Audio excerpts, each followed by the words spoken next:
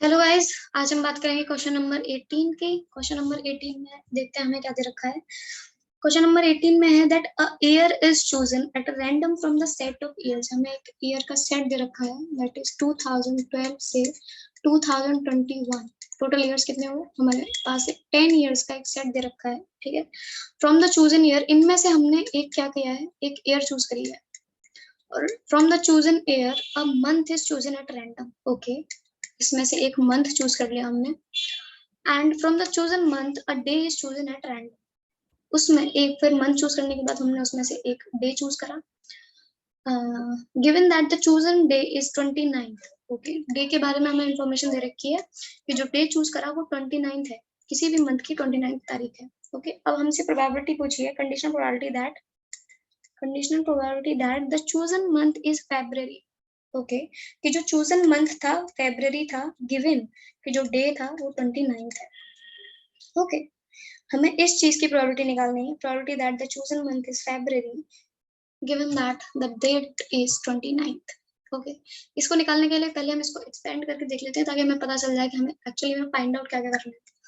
इसके लिए हम एक्सपेंड करेंगे तो 29th, नॉर्मली फॉर्मूला लगाएंगे कंडीशनल का। 29th given Feb, probability of Feb upon probability of 29th। पहले हम निकालेंगे प्रोबेबिलिटी ऑफ 29th, पहले ये कैलकुलेट कर लेते हैं। प्रोबेबिलिटी ऑफ 29th आने की प्रोबेबिलिटी क्या है इन ईयर्स में? 29th, अब देखो, जैसे अगर हम मंथ्स की बात करें तो किसी भी ईयर में, एक ईयर में कितने मंथ्स होते हैं? 12 मंथ्स होते हैं, ठीक है, 12 मंथ्स होते हैं। अब इन मंथ्स में से कुछ मंथ्स जो होते हैं वो 31 डेज के होते हैं, कुछ मंथ 30 डेज के होते हैं। और फेब्रुअरी है, फेब्रुअरी में कुछ अगर लीप ईयर है तो 29 डेज का होगा, अदरवाइज 28 डेज का होगा। तो इसके अकॉर्डिंग फेब्रुअरी में अगर हम बात करें, बाकी सब ईयर्स हैं जिसमें 31 है, 30 सॉरी बाकी सब जो मंथ्स हैं 31 डेज वाले, 30 डेज वाले, उन सब में 29th आएगा ही आएगा। लेकिन जो फेब्रुअरी है उनमें सिर्फ लीप ईयर्स में 29th आएगा, अदरवाइज 29th नहीं आएगा। तो 29th आने की प्रोबेबिलिटी के लिए हमारे पास केस फॉर्म होंगे। 29th के लिए हमारे पास केस फॉर्म होंगे। लेट से पहला केस हम ले लेते हैं। तो पहले हम मंथ देखते हैं, हमारे पास क्या है, जनवरी से दिसंबर, ये हमारे पास है कितने, 12 मंथ्स। 12 मंथ्स है। इसमें से हमें चेक करना पड़ेगा कि 31 डेज वाले मंथ्स कितने हैं, 30 डेज वाले मंथ्स कितने हैं, 29 और 28 डे, जैसे फेब्रुअरी में जो वेरी करता है उसमें कितने मंथ्स, मतलब कितने डेज है, मंथ्स है वैसे, ठीक है। पहले हम चेक करते हैं 31 डेज वाले मंथ्स। 31 डेज वाले कितने मंथ्स होते हैं? 31 डेज में आता है जनवरी, मार्च,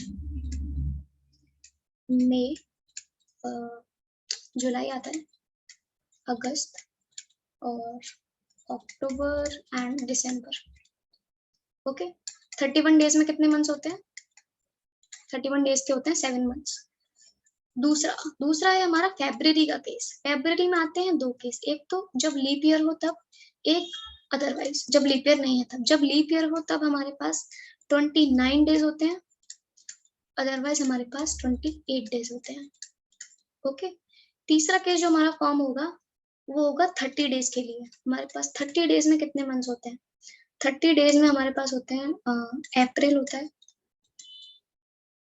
जून होता है, सितंबर, नो नवंबर, यानी कि 4 मंथ्स हमारे पास ऐसे होते हैं, 4 मंथ्स जो कि 30 डेज के होते हैं। ओके, तो अब इन सब के अकॉर्डिंग हमें प्रोबेबिलिटी निकालनी है 29th आने की। इन सभी मंथ्स में 29th आने की प्रोबेबिलिटी क्या है? ओके, प्रोबेबिलिटी ऑफ 29th ये हम कैलकुलेट कर रहे हैं। प्रोबेबिलिटी ऑफ 29th, इसमें देखो, अगर मैं बात करूं, पहले हम 31 डेज वाला केस ले लेते हैं। अगर मैं बात करूं सिर्फ जनवरी की, सिर्फ जनवरी की बात करूं तो पहली बात, जनवरी चूज करने की प्रोबेबिलिटी क्या होगी? 12 महीनों में से एक महीना जो कि जनवरी है उसको चूज करने की प्रोबेबिलिटी क्या हो जाएगी? 1/12, चूजिंग जनवरी। पहले हमने क्या करा, जनवरी को चूज कर लिया। अब उस जनवरी में से 29th आने की प्रोबेबिलिटी क्या होगी? 31 डेज में से एक डे है 29, जिसको आने की प्रोबेबिलिटी क्या होगी? 1/31, ठीक है, तो क्योंकि टोटल डेज हमारे पास 31 है, ठीक है। अब ये तो होगी सिर्फ जनवरी के केस की बात। हमारे पास जो मंथ्स हैं वो कितने हैं? 7 मंथ्स हैं। इसी सेम चीज के, यानी कि ये जो प्रोबेबिलिटी है वही सेम जनवरी के लिए, सेम मार्च के लिए, 29 आने की प्रोबेबिलिटी सेम जुलाई के लिए, सारे 7 मंथ्स के लिए ये जो चीज है प्रोबेबिलिटी है वो सेम रहेगी। तो हम ये क्या कर देंगे, इंटू 7 कर देंगे सभी मंथ्स के लिए। ओके, अब इंटू 7 कर दिया हमने सभी मंथ्स के लिए। अब देखो ये तो हमने बात करी एक ईयर के लिए, हमने बात करी है कि एक ईयर के लिए। ओके, अब ईयर के अकॉर्डिंग देखा जाए तो जनवरी में 29 सब ईयर्स में आता है। 2012 से 2021 तक हमारे पास 10 ईयर्स है जिनमें सब ईयर्स में 29 आएगा जनवरी में। तो यहाँ पे हम क्या कर देंगे, इंटू 10। ये हो गया हमारा 31 डेज वाला केस। प्लस अब हम बात करेंगे फेब्रवरी की। फेब्रवरी में 29 कब आता है, लीप ईयर में आता है। ओके, और लीप ईयर अगर हम इस सेट की बात करें तो हमारे पास लीप ईयर इसमें कितने हैं, हमारे पास लीप ईयर इसमें से हमें निकालने पड़ेंगे। हमारे पास 2012 लीप ईयर में होता है, 14 होता है 2014 एंड 2016। ये हमारे पास है 3 लीप ईयर्स, यानी कि 10 में से 3 लीप ईयर्स ऐसे होंगे, 3 लीप ईयर्स, 3 ईयर्स ऐसे होंगे जिसमें फेब्रवरी में 29 आएगा। ओके, तो पहले हम क्या करेंगे, सिमिलरली जैसे हमने यहाँ प्रोसीड करा था हम यहाँ भी प्रोसीड करेंगे। Choosing February from 12 months, February कितना हो जाएगा 1/12। ओके, अब 29 डेज में से 29 टोटल डेज है, उसमें से 29th day, particularly 29th day आने की प्रोबेबिलिटी क्या है, 1/29। ठीक है, 1/29 हो गई इस पर्टिकुलर केस के आने की प्रोबेबिलिटी। अब यहाँ पे तो एक ही मंथ है, हम सिर्फ पर्टिकुलरली फेब की बात कर रहे हैं, तो यहाँ पे इंटू 1 क्योंकि एक ही 1 होगा। ठीक है, मंथ के लिए जो यहाँ पे इंटू 7 करा था। अब ईयर की बात करें तो यहाँ पर 3 ईयर्स ऐसे हैं जहां पर 29 आता है, सिर्फ लीप ईयर्स के केस में। तो यहाँ पे हमारा ईयर्स में मल्टीप्लाई होगा 3 का, तो विच इज मल्टीप्लाई 3। ओके, अब हम बात करते हैं तीसरे केस की, जो है हमारा 30 डेज वाला। 30 डेज वाले केस में क्या होगा, अब हम इसमें भी सेम जैसे जनवरी वाले केस में करा था, पर्टिकुलर केस लेके चलते हैं अप्रैल का।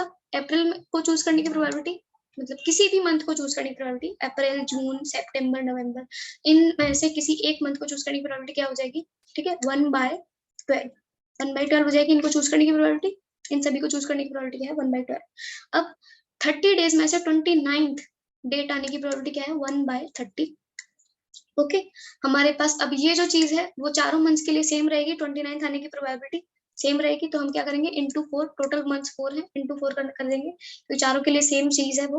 अब 10 ईयर्स, जो हमारे पास 10 ईयर्स है उनमें सभी में 29 आता है। जब 30 डेज है हमारे पास, इन सभी में 29 आता है। सिर्फ लीप ईयर वाला केस है जहां पर हमें थोड़ा 3 ईयर्स में जो 3 है लीप ईयर्स है उनमें सिर्फ 29 आता है, बाकी सब में 28 होता है।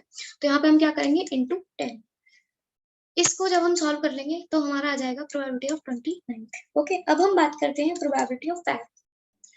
फैब आने की प्रोबेबिलिटी, फैब आने की प्रोबेबिलिटी क्या होती है, choosing a month Feb from 12 months is 1/12।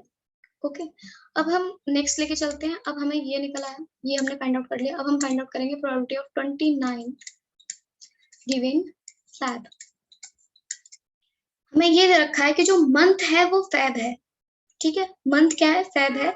अब उस फैब मंथ में 29 आने की प्रोबेबिलिटी क्या है, मंथ क्या दे रखा है हमें, फैब। फैब में 29 कब आता है, जब लीप ईयर हो। लीप ईयर्स हमारे पास कितने हैं, 3। तो हमारे पास लीप ईयर्स कितने हैं, 3, और उसमें 29 आने की प्रोबेबिलिटी कितनी होती है 1/29, क्योंकि लीप ईयर्स में आता है 29। तो ये कितना हो जाएगा 3/29।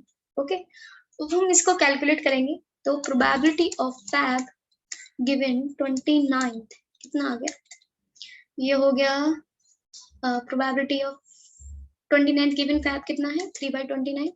तो 3/29 इंटू प्रोबेबिलिटी ऑफ फैब कितना है 1/12 अपॉन प्रोबेबिलिटी ऑफ 29 ये है।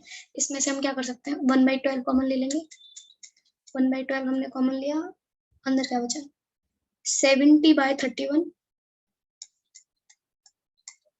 प्लस 3/29 प्लस क्या बचा 0 से 0 कट गया, बचा गया 4/3। 4/3 1/12 से 1/12 गया, अब बचा 3/29 अपॉन, इसको सॉल्व करेंगे मतलब नॉर्मल कैलकुलेशन है, इसको कुछ नहीं करना, बस इसको सिंप्लीफाई करना है। इसको सिंप्लीफाई करने के बाद जो हमारा ऑप्शन है वो कुछ 279/9965 जो कि हमारा आंसर है ए, वो आ जाएगा। आप इसको बस सिंपली कैलकुलेट कर लेना। अब ये मैं क्या ही करूँ, इसको बस कैलकुलेट करना है। ये कुछ आएगा यहाँ पर जो कि कट जाएगा। ओके, तो ये सिंप्लीफाई करने के बाद हमारा जो आंसर आएगा वो ये आएगा, विच इज ऑप्शन ए। इनमें से कोई एक ऑप्शन होगा, आई थिंक यही है।